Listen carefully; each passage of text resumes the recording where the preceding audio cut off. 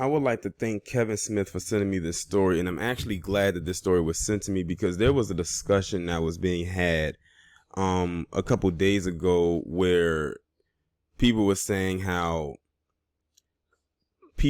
black people who have attained an amount of wealth, or if they have a status or something like that, you'll rarely ever see them have encounters with the police. And I said that couldn't be, in my opinion, couldn't be more far from the truth. If y'all remember, Dr. Dre had an encounter with the police outside of his own driveway because someone wanted to be a dickhead and start some stuff with him, and he called the cops, and the cops came and apprehended him and not the person that was there. And there's been some other instances as well, but they really don't go talked about that much. But here's a story that just came to me, and it's fairly new. So in this picture, you see a man by the name of Rodney and Angela Gillespie. I'm not sure of what the daughter's name is, and she's the one in the middle. So the father is on the left and the mother is on the right. And this family, according to this article, is wealthy. And no matter how much wealth they had, their skin color was the first thing that the state trooper saw when he pulled over the dad and held him at gunpoint. Now, I'm going to go ahead and read this article, and hopefully we can find out what was the reasoning behind it. It says a wealthy black father was handcuffed and held at gunpoint by state troopers in front of his family outside their suburban Philadelphia home after he was stopped for a traffic infraction. Rodney and Angela Gillespie and their daughters have recently returned to the U.S. after 6 years abroad in London and Johannesburg when a Pennsylvania state trooper turned on his sirens as they headed home in a rented Jeep Cherokee after midnight on July 8th. Now look at that. It said they were abroad 6 years in London and Johannesburg just to return home to the States where they're from to have to deal with this foolishness. Let me continue. My wife was asleep. My daughter was asleep. And I said, oh boy, here we go. Gillespie told the newspaper. I said, I'm just going to pull in the driveway because it's obviously it's dark. The street has no shoulder. I don't feel safe here. Gillespie, whose 17-year-old daughter was riding in the back seat, but whose 22-year-old daughter was not in the vehicle, pulled into the well-lit circular driveway of their home in the upscale Chatsford neighborhood. How old are you? The rookie trooper shouted with his service weapon drawn, according to the Gillespies. Why did you stop here? Don't give me that shit. Get out of the car. Why are you driving a rental car? Do you have drugs? Guns? Is that your girlfriend in the car? See, he asked all the typical questions that they would typically ask someone who looks like him. Especially about when he was asking about the drugs and the guns. Trooper Christopher Johnson pulled Gillespie, a senior executive for the multinational pharmaceutical company AstraZeneca, out of the SUV, handcuffed him, and reached into his pocket without permission to grab his wallet. Two more state troopers, one black and one white, soon arrived and questioned Angela Gillespie, which is his wife right there on the right. It was terrifying, she said. I think the biggest thing for me was sitting there watching and listening to how they treated my husband. The yelling was at a level that was terrifying. My goal was to stay alive. The 23-year-old Johnson, who had been on the patrol for about 2 months, did not initially tell Gillespie he had been stopped for crossing the double yellow line, but instead told him the area had recently seen a number of burglaries. So here we go. He assumed that this guy was going to rob that place, a place where he pays his rent. Not clearly not rent, because he definitely has to be a homeowner. But his mortgage, his bills, lays his head, and, provides a roof for his family, amongst other things. I think I was completely targeted, Gillespie said. This is a very nice, affluent neighborhood, a black guy driving. I guess he thought I was driving by myself and he wanted to follow and see. The troopers freed Gillespie from the handcuffs after only about 10 minutes. After his wife was allowed to use her phone to search Google for his name and show officers his online professional biography. Johnson issued the husband and father a $142.50 ticket for yellow line infraction, which Gillespie paid the following week, and a $102 ticket for not stopping immediately, which was dismissed. One thing my daughter said to me that really killed me was, "Dad, I can't lose you. I can't lose you." My daughter should not have to say something like that to me.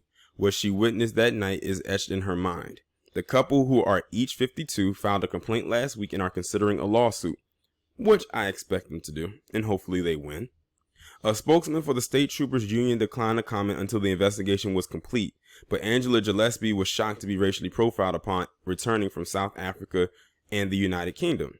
To be welcomed back this way just didn't make sense, she said. This is not the America we left in 2013. Well, she's right about that, because they left under one president and came back under a whole new president. They weren't even here when 45 got elected or when he got campaigned. Oh, let me tell you right now, it's a whole new ball game since 44 was in office. And even then, there was some stuff going on then, but it's cranked up to another level since then.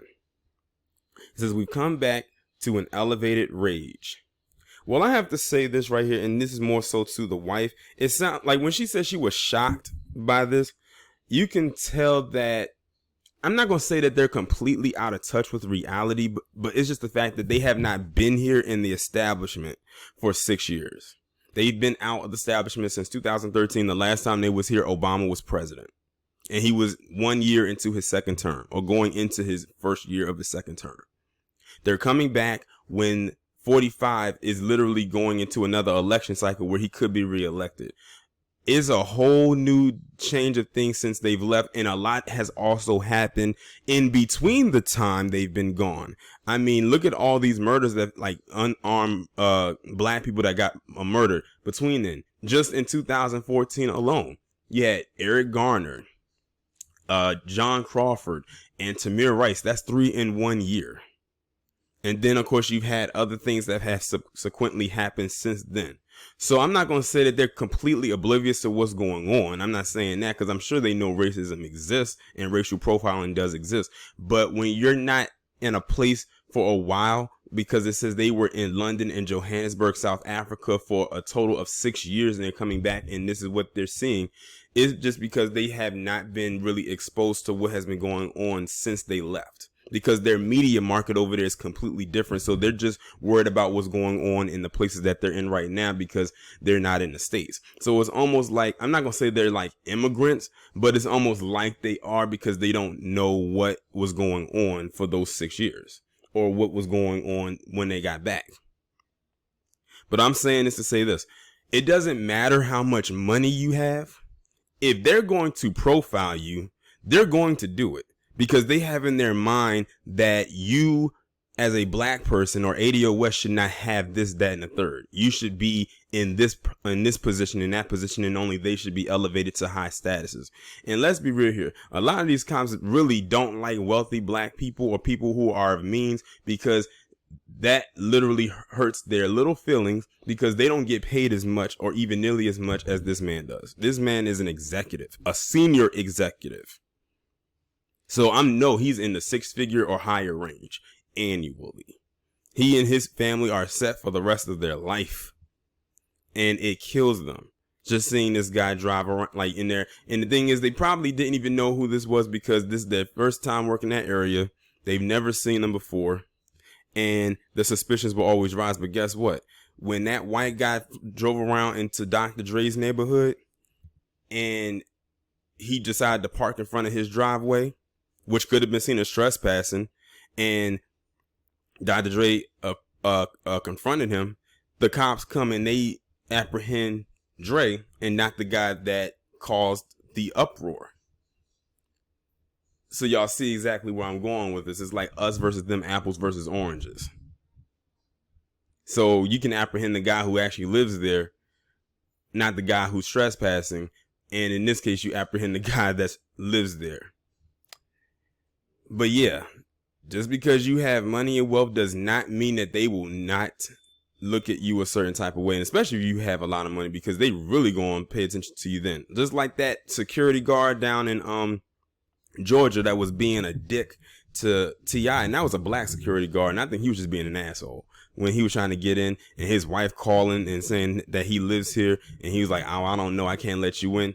And he had to go and spend like a night in jail or something like that. But I think the security guard ended up getting fired. But in this case, I hope that they actually continue going through with the lawsuit, and the person is dealt with accordingly. Hopefully he is removed from, his position, and hopefully this guy can use his wealth and influence. And I know he's going to get a very good attorney, so that lawsuit might actually happen. Make that guy who did this to you quake in his knees. Make him let him buckle a little bit. Make him shake, so he'll know not to do that again if he even has a second chance with that job. But y'all let me know what y'all think about this down in the comments. Like, share, subscribe. I will talk to you in the next one.